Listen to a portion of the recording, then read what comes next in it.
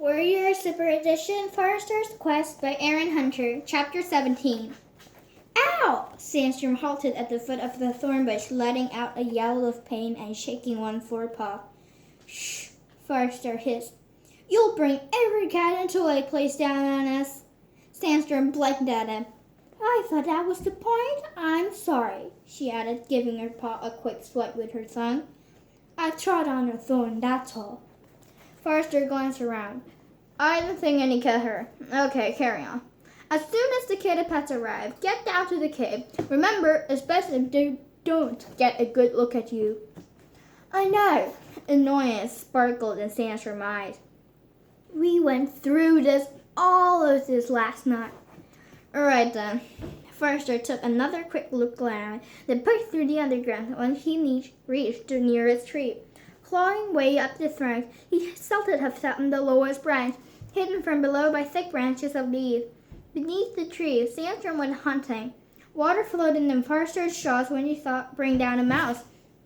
Neither of them had eaten since the night before. His claws were impatiently on the branch. He couldn't be sure if the kitty pest would come, but the plan he had worked out with Sandstorm seemed to be only chance talking to some of the cats who lived near the abandoned camp. He heard rustling in the bushes a short way off. Peering through the leaves, he caught a glimpse of turtle shell pelt. His gaze flicked to Sandstorm, who was peering into the deep bush. Firestar couldn't dare call out in case, and she alerted the kitty pets. When Sandstorm set off, jaws sparkled as he detected the scent. A heartbeat later, he grabbed the mouse he had caught and vanished through the bushes toward the edge of the gorge. Hey, it's here! He said.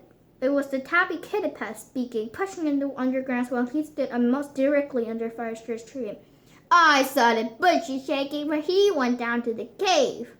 His turtle shell compassion slipped past him, following the route Sandstorm had taken. Don't they ever pick up scent? Firestar wondered. Can't Telltale is a different cat?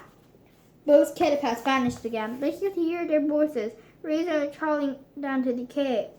Hey, dog breast, did you like the present we left for you? I bet it was the best mouse you've eaten this moon. We'd save it just for you. Did you now? Firestar muttered. Okay, time to go. He leaped down from the tree and followed the kitty path through the bushes and the cliff edge. When their backs came to the view, he halted, taking his position beside the thick ground of bramble. The kitty path wouldn't want to push through that to get away from him. Crazy old furball! The turtle shell called out. Man, who are you talking to? Firestar interrupted loudly. Both kitty pets spun around, jaws gaping in intentional amazed expressions. Firestar looked them over, raised one paw and licked them fearfully, yet allowed his claw to slide out. The kitty pet's eyes widened. You weren't talking to any cat, the tabby Tom replied, his fur scuffling on the ground. You mean you stood on the edge of the cliff, calling out to no cat? Firestar asked. You must be really weird to do that. We're not weird, the turtle shell flashed back. Then tell me who you think is down there. We don't know. We haven't done nothing. The tabby Tom looked a pace forward. Let us go. The turtle shell stepped forward to stand beside the confession, their pelts brushing. Neither of them seemed to have the conviction to push past Firestar, but he was blocking the only route through the thorn. Both young cats jumped and huddled closer as the rustling came to the cliff edge, and Sandstorm halted herself in view. The kitty pest stared at her. You're not, the turtle shell blurted out. Not who? Firestar demanded. Sandstorm padded forward and stepped beside the kitty pets, who shrank away from her. Firestar, don't be so fierce, she meowed, flashing him a weird warning look. They hadn't done any harm. Well, not much. You didn't mean to, the tabby Tom insisted. I'm sure you didn't. Sandstorm's voice was soothing. Firestar wished the kitty pet could have heard her while she was talking with the careless apprentice. Why didn't you start by telling your names? I'm Boris, and she's my sister Cherry, the tabby replied nervously. What are you going to do with us? We won't hurt you, Sandstorm promised. With another hard look at Firestar, he sheatheded his claws and wrapped his tail around the spot. We're just looking for some cats who might live long here ago. Boris looked puzzled. Which cats? A clan of cats, Farser mewed. When the kitty pet still looked blank, he added. They used to live in these caves, warrior cats in one, older cats another, queens and their littles another, and so on. They had a leader, and they taught their young cats the warrior call that defended their borders. Oh, damn! They told the shell Shaddy. Cherry meowed impatiently. We heard about stories about them. She paused. According to some cats around here, there used to be lots of fierce cats who live in this cave. They even used to eat kid pets. Well, that's a load of mouse dung, Boris protested. I can fight well as any cat. They wouldn't eat me. I didn't see you being so keen to fight this cat. His sister flicked her tail faster. Anyway, those cats have gone now. All except crazy old Mooney. Who's Mooney? Sandstrom asked, and first added, Is that who you think she was down the cave? The two kitty pets exchanged the glasses again until embarrassed again. Boris ducked his head and started to lick his chest fur. He's just a crazy old cat, Cherry muttered. He doesn't live here, but he comes every full moon, and he sits under rocks and sticks out over the garden. He spent ages staring up at the moon. That's why we call him Mooney. Then he sleeps one night in the cave before he goes away again, Boris added. Cherry gave a disapproval sniff. Every cat around here knows that he's crazy. If we tried to talk to him, he'd just tell the weird stories about the cats in the stars. First of all, every pet standing there. This was the first clue that any trace of clan had survived, and any cat knew he must be a warrior. The cats in the stars? He asked sharply. Are you sure? Of course I'm sure, Cherry mewed. I listen to him often enough. And if he had nothing to do with the other cats, her brother added, they can have been very fierce. Mooney never fights back. Whatever. He broke up his sister and gave a sharp paw to one part of his mouse brain. First, could have liked to chuck both out around the ears, but when she met Sandstrom again, she shook her head. Regretfully, Sandstrom admitted she was right. They would get more out of the kids' pets than scare them. Moody hasn't done anything wrong, has he? Forrester added, desperately making his voice gentle. He hasn't hurt you or stolen your food? The both kids shook their heads, not meeting his gaze. Then you should leave him alone. The two kids exchanged a guilty glance. I told you this was a Mooney! Cherry hissed to her brother. The moon isn't full yet. Well, how was I got to know? Boris complained. No other cats have ever come here. Never mind that. Forrester interrupted their agreement before they had a chance to get properly startled. What can you tell about Mooney? Where does he live when he isn't here? Cherry shrugged. Dunno. He must come from the far end of the gorge, Boris offered, waving his dark striped tail in direction. We'd have to notice if he camps up the river. And that's all you can tell us? Sandstrom leaned forward and fixed the young cats with a penetrating green gaze. That's really all. Boris' yellow eyes widened. Can we go now? I think they can, don't you, firestar?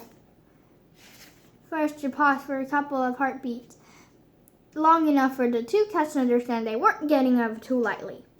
I suppose so, he mewed at last, but no more terminating the flintless cats, okay?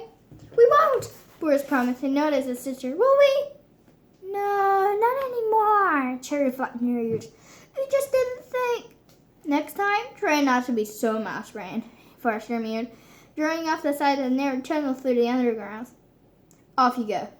Relief flooded the eyes of the both young cats. They scurried hesitantly past Firestar as they weren't completely sure his claw would stay sheathed.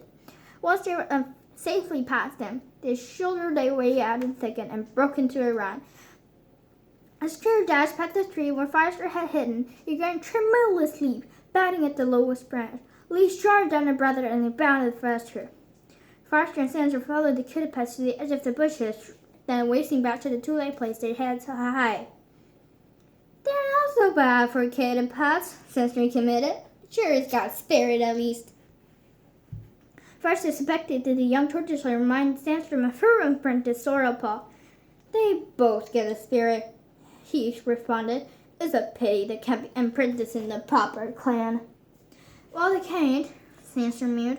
Not unless we can fight that clan. They left here a long time ago by the sound of it. except for Moody. First, if the experiment prickled through his pelt again. A cat who gazes at the full moon and talking about catching the stars. He's a clan cat, Sandstorm. He must be. Sandstorm nodded, a glow in her green eye. Then that's our next shot. We ain't got to find him. Do I think I complained it was too hot? Sandstorm exclaimed. She and Forrester had finished their hunt and eaten and were heading on top of the gorge in search of Mooney. The dawn mist had turned to fine and cold drizzle, soaking the cat's fur. The sky was heavy with gray clouds, and Forrester could see clearly more than a few fox legs ahead. This is no good, he mewed.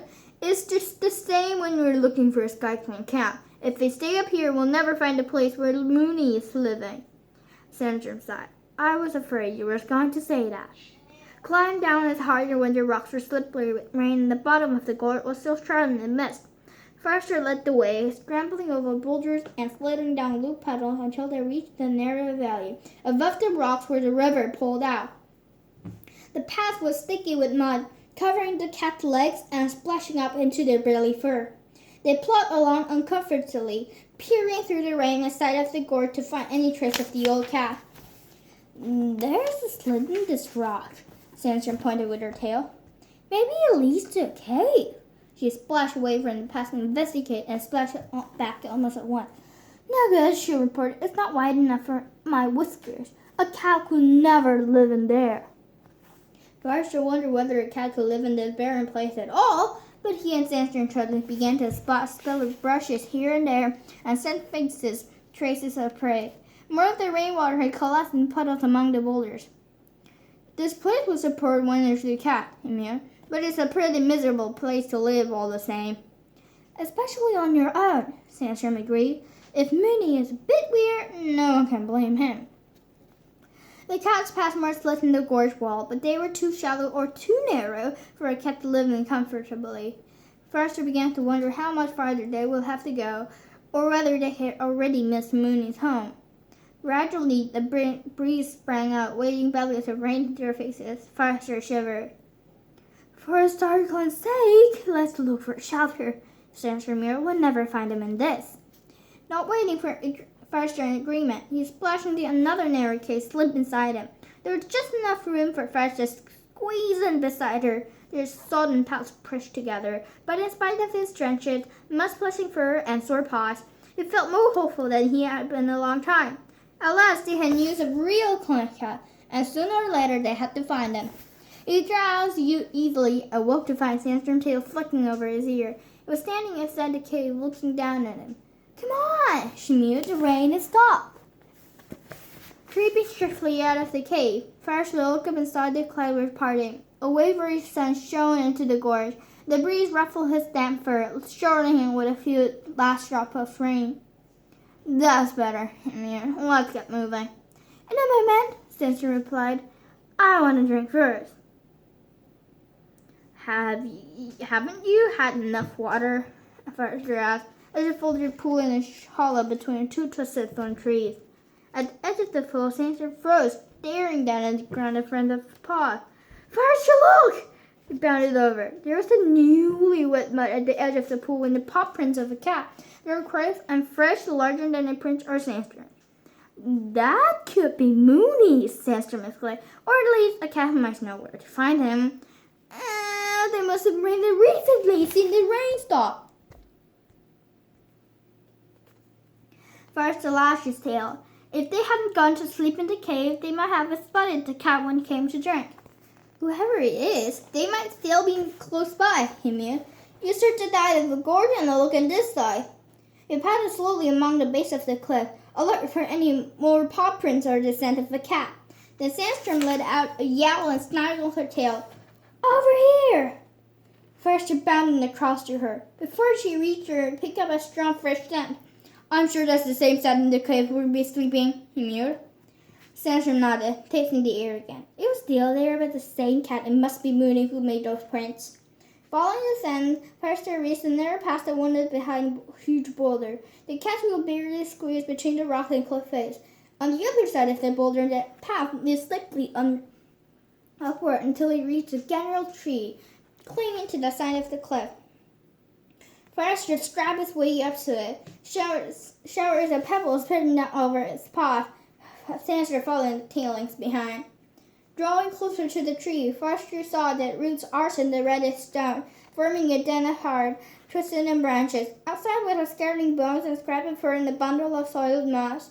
The capstan was stronger still. "This is it," he panted, glancing at his shoulder at Sandstorm. "This must be where Moonies live." As he began to climb further up, the dark gray shape trailing behind the roots. "Get away from here!" she snarled. "Leave me alone! Haven't you tortured me enough?"